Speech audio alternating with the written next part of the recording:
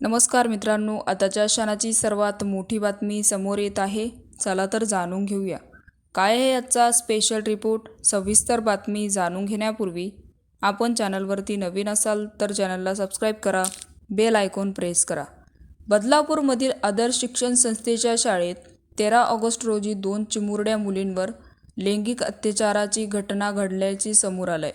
तर या घटनेनंतर बदलापूरमधील संतापाची लाट उसळली आहे.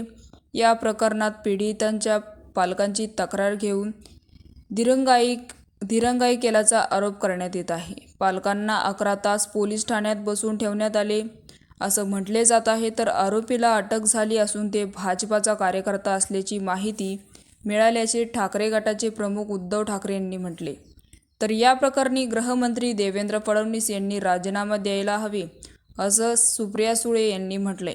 यावर आता देवेंद्र फडणवीस यांनी देखील भाष्य केले आहे. 2 चिमुकल्यावरील अत्याचाराच्या घटनेनंतर बदलापूरकरांनी बदलापूर बंदीचा हाक मागितली आहे.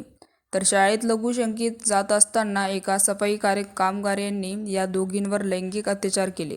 त्यानंतर आठवड्याभरानंतर हा सगळा प्रकरण उघडकीस करण्यात आला. यावरच आता विरोधकांनी गृहमंत्री देवेंद्र फडणवीस यांना लक्ष्य केले.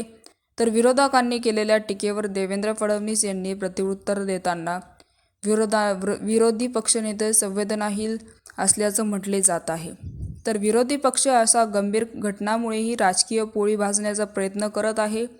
दुर्दैवी वाटते, संवेदनशील अशा प्रकरणाचे विरोधी पक्ष आहेत.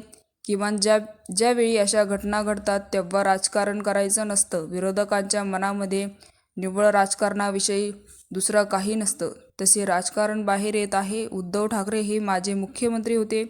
त्यांच्यासारखे व्यक्तीने इतक्या खालच्या दर्जाला जाऊन राजकारण करू नये, यांना असे शोभत नाही. अशा संवेदनशील घटना घडतात तेव्हा त्यांनी राजकारण वळण लावलं पाहिजे नाही, असं देखील देवेंद्र फडणवीस यांनी म्हणाले.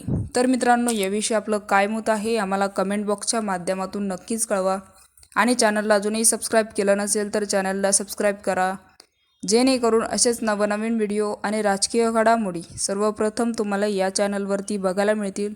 तूर्तास धन्यवाद. जय महाराष्ट्र.